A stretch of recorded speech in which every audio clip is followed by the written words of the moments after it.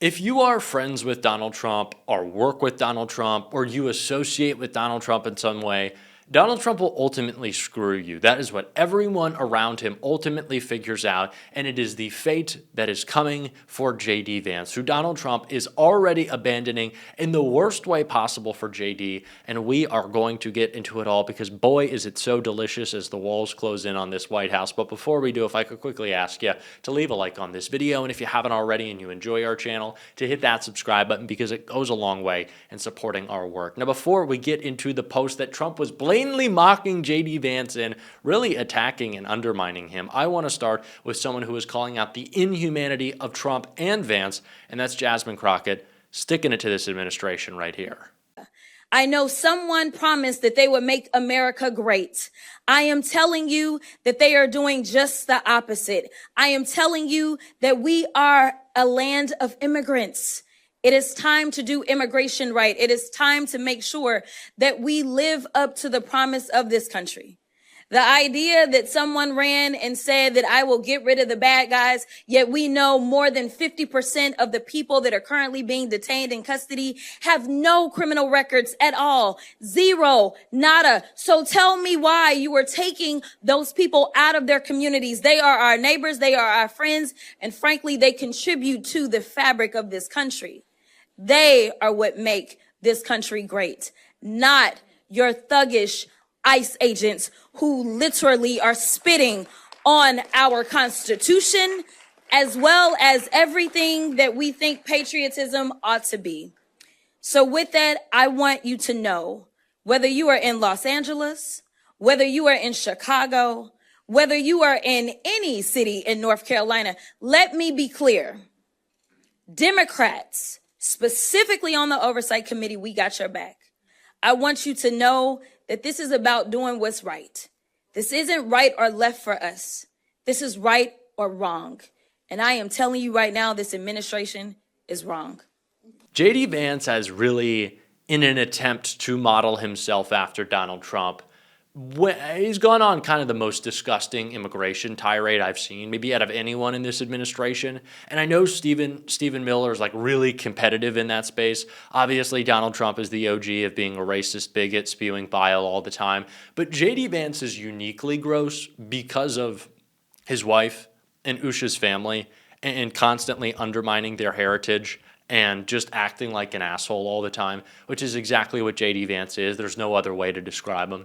But he thinks if he throws a little shade at his wife, if he grabs Erica Kirk in certain ways in certain places, I don't know if it's because she was wearing leather pants and, he's still thinking about those couches, but he thinks that's his way to win over MAGA. And we know that's what JD Vance is after. There's nothing grounding JD Vance. He has no moral compass or guiding principles. He's just after power. But the bad news is for JD, the polls don't look good for you right now, and we got to check them out before we get to what Trump posted. JD Vance's chances of being 2028 GOP nominee plunging. The likelihood that Vice President JD Vance will become the Republican Party's nominee for the 2028 presidential election is declining according to polls. According to polling by McCoglin and Associates, Vance's net lead over Donald Trump's son, Donald Trump Jr., in a hypothetical contest between them and other Republican figures has decreased in recent months. Newsweek reached out to a representative for Vance and Trump Jr. by email to comment on the story outside of normal business hours. Why it matters? Because of the 22nd Amendment in the Constitution, which was added in 1951, presidents can only serve 2 terms. We know Donald Trump can't serve an illegal third.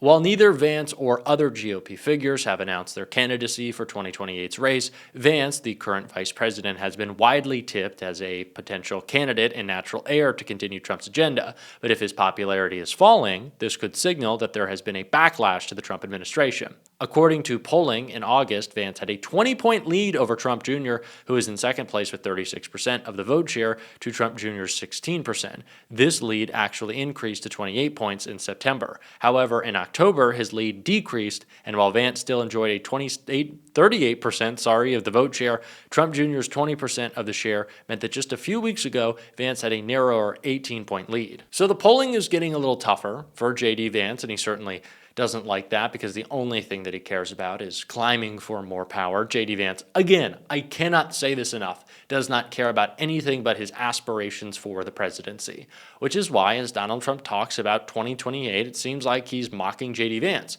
but he actually is, and he did again in his most recent post. Author Jonathan Karl has suggested that Donald Trump and Steve Bannon aren't serious about the president seeking an unconstitutional third term in the White House and are instead pushing the idea to troll the president's potential heir, Vice President JD Vance. Just now, Trump posted Trump 2028, yes, on Truth Social again. So he's just doing this to mock Vance? It's good that we all can, as a country, agree that we hate JD Vance. We can't get behind a lot, but we can all get behind the fact that JD Vance sucks. And that I think everyone can support. But it is, in my opinion, representative Vance's struggles recently in the polls of the fracturing MAGA coalition that he certainly can't hold together, or else Donald Trump might have thrown a little support behind him. And one of the reasons that he can is because of all the blood on his hands, but specifically over an issue that he's been pretty quiet about, which is the Epstein cover-up. Why hasn't Vance talked about it? He's always willing to defend Donald Trump, but not on that? Why not? What does he know? And what does he know will be held against him? Well, soon it will be more and more information as Ari Melber breaks down the latest in the Epstein cover-up right here. The Epstein files are coming. Congress passed the law that basically changes everything and forces the Trump administration, the DOJ, to turn over a ton of materials. I'm Ari Melber, lawyer, MS Now anchor. You can always subscribe here for my YouTubes and legal breakdowns. This is part 2 of a breakdown I've been doing about those documents. You can always find part 1 in the description, but part 2, I'm going to go into 2 of the document types they've requested. The internal Justice Department communications, which affects the Trump administration and those in the past, and the circumstances of Epstein's death. There are, according to my count, about 5 categories of these types of documents. And that matters because in the law, they're enumerated. So you could imagine a scenario where the DOJ tries to fight some of them. In the political environment right now, given the huge rebuke that Trump just lost, it is probably a bad idea in politics, let alone law, for them to say, hey, you get nothing. You could imagine a judge going, well, no, the DOJ is supposed to enforce the law, not violate it. Federal law, as of this new law that Trump signed, requires this material. But within it, there can be exceptions. And there are exceptions I think people would all agree upon. For example, something involving, hey, here's the document, but we've redacted the parts about a child or a minor. I don't think that would violate the spirit of the law, although depending on the redaction, sometimes they say, well, if it's pages and pages, are they lying? And for people who are cynical or skeptical, I think there's both out there, this is not the first rodeo. There have been huge clashes between the executive and Congress, including presidents who tried to sneak around and hide over big issues. It was an issue in the Nixon era. He ultimately lost. It was an issue with Reagan and Iran-Contra. It was an issue with the 9/11 Commission, where they did get a lot of material, but huge sections of material regarding some foreign dealings, what was believed to be the history of the relationship with the Saudis, stayed redacted. So basically, you can look at this as a fight where there is precedent on the side of Congress getting this info and some precedent on the other side. I think there's some differences, and I'll get into that, but let's go into these categories. Internal DOJ communications is kind of a gold mine for whether there was a cover-up. And you might say, well, it seems like there's a cover-up. I mean, I've noticed on South Park and late night jokes, that's kind of the punchline. Obviously, it looks like a cover-up. But I don't mean it in the general sense that Trump has lied about these issues. He has. Or that Pam Bondi has reversed herself, meaning she either was lying when she said she had the client list, or she was lying when she said she didn't. But you don't need to be an investigative journalist to know that 2 opposite things cannot be true. So one of them was false, and given how much time she had to get her story straight, probably a lie. Not that she was confused, like someone handed her a file that said client list and she just never looked at it and didn't know she was lying. Unlikely, if we were even being fair. So the DOJ communications, though, could show, for example, whether there's material that doesn't prejudice an investigation, but can be released. And if you're thinking, well, why would they ever release stuff that is bad for them? There are a lot of reasons. There's what's called Freedom of Information Act requests. There's what I mentioned in those other history where the government does have to turn something over because otherwise they would be breaking the law and there could be sanctions for that. Or a judge makes them turn it over. or a judge orders custodians to turn it over, meaning you don't just ask the person who wrote the email, hey, give us all your emails. Sometimes you go to the telecommunications provider or other people in the government. So there's a whole rich amount of detail here. Some of it gets pretty technical and dry about how this works, but if you got in that gold mine, you might see people emailing back and forth with the leadership, the Attorney General or Todd Blanche, the deputy who did this very controversial, misleading interview with Maxwell, Epstein's co-conspirator.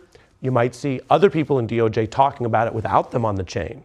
Like they did something, let's say, bad, and then other people in DOJ are concerned about it and saying, should we blow the whistle? Should we tell the watchdog? This seems wrong. Why are we firing the lead prosecutor on this case, Maureen Comey, when she was successful in getting justice for the victims? One of the only prosecutors doing that.